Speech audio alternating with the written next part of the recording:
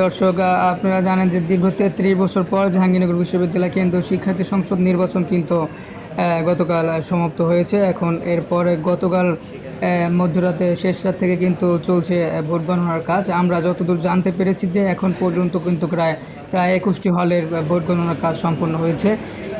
এরপর ভোট গণনার কাজ ২১টি হলে সম্পন্ন হলেও এখন পর্যন্ত কিন্তু আনুষ্ঠানিকভাবে ফলাফল ঘোষণা করা হয়নি, যে বিষয়টি কিন্তু আমরা নির্বাচন কমিশন থেকে জানতে পেরেছি। দর্শক, আমরা জাকসু নির্বাচনের খবর জানাচ্ছিলাম জাকসু নির্বাচন কমিশন কার্যালয় থেকে। এখন পর্যন্ত নির্বাচন কমিশনের কর্মকর্তাদের কাছ থেকে আমরা যে বিষয়টি জানতে পেরেছি, তারা বলেন, মাবরুই এলাহি নামক নির্বাচন কমিশনের দায়িত্বরত এক শিক্ষক বলেন যে এখন পর্যন্ত ফলাফল সম্পূর্ণ হয়নি, তবে ফলাফল গণনার কাজ কিন্তু সম্পূর্ণ হলে আমরা যথারীতি ফলাফল কিন্তু আনুষ্ঠানিকভাবে ঘোষণা করব এবং হল সংসদ নির্বাচনের ভোট গণনার কাজ শেষে ফলাফল নির্ণয়ের পরে কিন্তু আমরা কেন্দ্রীয় শিক্ষার্থী সংসদে যে ব্যালট বাক্স সেটি কিন্তু গণনার কাজ শুরু করব।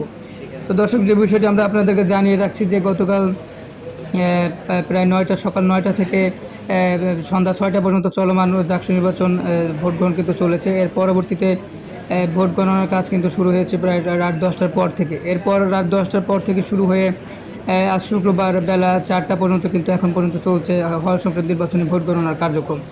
এর পরবর্তীতে আশা করা যায় যে কেন্দ্রীয় শিক্ষার্থী সংসদ নির্বাচনের কিন্তু ভোট গণনার কাজ শুরু হবে। এখন পর্যন্ত বলা যাচ্ছে না যে আসন্ন জাকসু নির্বাচনের ফলাফল কবে নাগাদ বা কখন আসলে প্রকাশ হতে পারে, এই বিষয়টি কিন্তু আমাদের কাছে এখন পর্যন্ত আমাদের যে জানার বাইরে রয়েছে।